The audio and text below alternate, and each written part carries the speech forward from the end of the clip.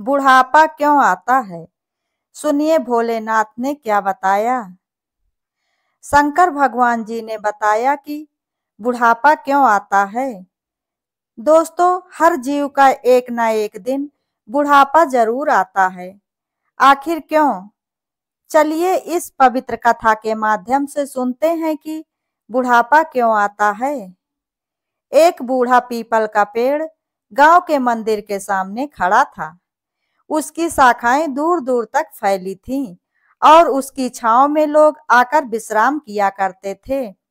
उसके नीचे बैठकर बच्चे खेलते थे और बूढ़े बुजुर्ग आराम करते थे और राहगीर थोड़ा सुस्ताने के लिए इस पीपल के पेड़ के नीचे आते थे। इस पेड़ ने अपने जीवन में बहुत कुछ देखा था। अब उसकी छाल भी बिल्कुल सख्त हो गई थी। डालियों में पत्तियां कम हो गई थी और उसकी डालें धीरे धीरे सूख रही थी, क्योंकि अब वो भी बूढ़ा हो चला था। लेकिन उसकी जड़ें अभी भी पूरी तरह से मजबूत थीं। इसी पेड़ के पास एक दिन विश्राम करने हेतु एक वृद्ध साधु आए। उनके बाल बिल्कुल सफेद थे और उनका शरीर झुक गया था, इसलिए वो एक लकड़ी के सहारे धीरे धीरे चलते हुए आए और उन्होंने उस पीपल के पेड़ के नीचे अपना आसन बिछाया और धूप से बचने के लिए उसकी छांव में बैठ गए। उनको देख करके कुछ ही देर में गांव के काफी लोग भी वहां इकट्ठा हो गए, क्योंकि वो साधु किसी साधारण साधु जैसे बिल्कुल भी नहीं दिख रहे थे। उनके चेहरे पर अद्भुत शांति थी और उनकी आंखों में गहरे अनुभवों का बोध था। एक युवक ने उत्सुकता से पूछा, हे साधु महात्मा, यह बुढ़ापा क्यों आता है? हम बूढ़े क्यों होते हैं? साधु ने थोड़ी देर तक पेड़ को निहारा और फिर बोला, इस प्रश्न का उत्तर जानने के लिए एक पुरानी कथा है जिसे शंकर भगवान जी ने स्वयं बताया था। अगर तुम सभी सुनना चाहो तो मैं तुम सभी को वो कथा सुनाता हूँ। लोगों की रुचि और भी बढ़ गई और सभी ने उत्सुकता से कहा, हाँ बाबा, सुनाइए, जरूर सुनाइए। और इसके बाद सभी कथा सुनने के लिए शांति से ध्यान लगाकर बैठ गए और साधु महात्मा जी ने कथा प्रारंभ कर दी। बहुत समय पहले स्वर्ग और धरती के बीच का संतुलन अद्भुत था। मनुष्य ना तो बूढ़ा होता था और ना ही उसे मृत्यु का कोई भय होता था। सभी युग युग तक जीवित रहते थे और जीवन में कभी कोई कष्ट या पीड़ा नहीं होती थी। लेकिन समय के साथ साथ मनुष्य अपनी सीमाओं को भूलने लगा। उसके भीतर अहंकार ने जन्म ले लिया और वह सोचने लगे कि वो देवताओं से भी अधिक शक्तिशाली हो जाएं।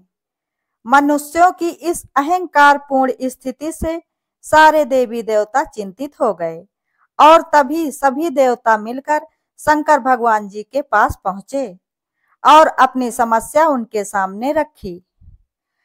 शंकर भगवान जी ने ध्यान मग्न होकर कुछ समय तक सोचा, फिर कहा कि अब समय आ गया है कि मनुष्यों को उनकी नश्वरता का बोध कराना ही होगा, अन्यथा उन्हें कभी भी यह एहसास नहीं होगा कि उनका जीवन सीमित है, तो धर्म और संयम के पद से भटक जाएंगे। इसके बाद शंकर भगवान जी ने अपने त्रिनेत्र से एक किरण छोड़ी जिसमें बुढ़ापा का जन्म हुआ। बुढ़ापा एक अदृश्य शक्ति थी जो धीरे धीरे हर जीव को अपने गिरफ्त में लेती गई और उसे इस सत्य का बोध कराया गया कि उसका शरीर नाशवान है। पहली बार जब बुढ़ापा धरती पर आया तो लोगों ने देखा कि कैसे शक्तिशाली योद्धा कमजोर हो रहे थे। सुंदर चेहरों पर झुर्रियां आ गई थी और चलने फिरने में भी कठिनाई हो रही थी। फिर क्या था? यह बदलाव धीरे धीरे हर किसी के जीवन में आया, लोग अब समझने लगे कि उनका जीवन सीमित है, उनके जीवन का समय सीमित है और उन्हें इस जीवन को सही तरीके से जीना चाहिए। लेकिन बुढ़ापा केवल शारीरिक परिवर्तन ही लाता है, परंतु इसके साथ ही एक और अद्भुत गुण था। अनुभव जैसे जैसे लोग बूढ़े होते गए, उन्होंने जीवन के गहरे रहस्य को समझना शुरू किया।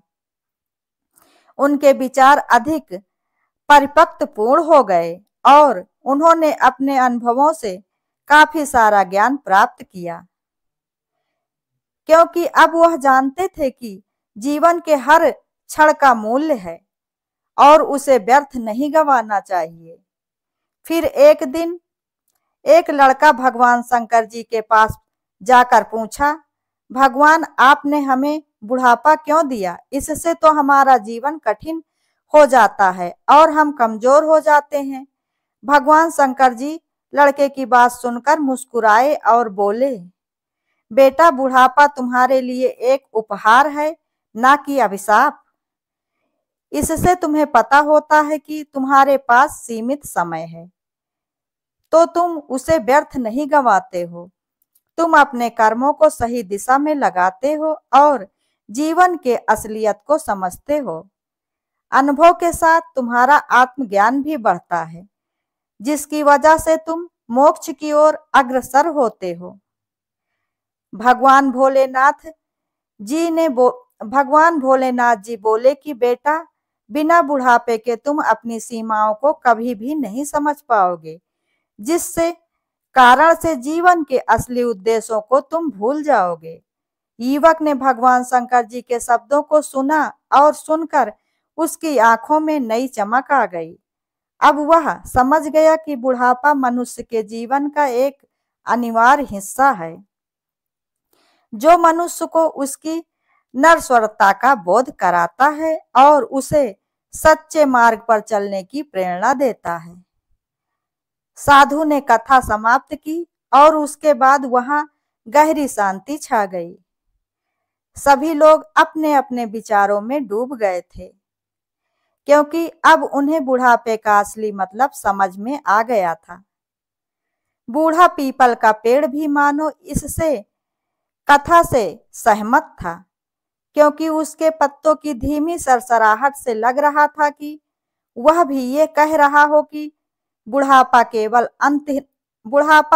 अंत नहीं, बल्कि ज्ञान और अनुभव का प्रारंभ है। साधु ने लकड़ी उठाई और धीरे धीरे वहां से चल पड़े। उनके जाते ही गांव के सभी लोग अपने अपने रास्ते पर चल दिए, लेकिन अब उनके मन में बुढ़ापे को लेकर कोई डर नहीं, बल्कि मन में उत्सुकता और खुशी थी। दोस्तों, अगर आप लोगों को ये छोटी सी कहानी पसंद आई हो तो वीडियो को लाइक, शेयर, कमेंट जरूर करें और ऐसे ही ज्ञानवर्धक और धार्मिक जानकारियों एवं कथा कहानियों के लिए चैनल को सब्सक्राइब करें। वीडियो अंत तक देखने के लिए धन्यवाद।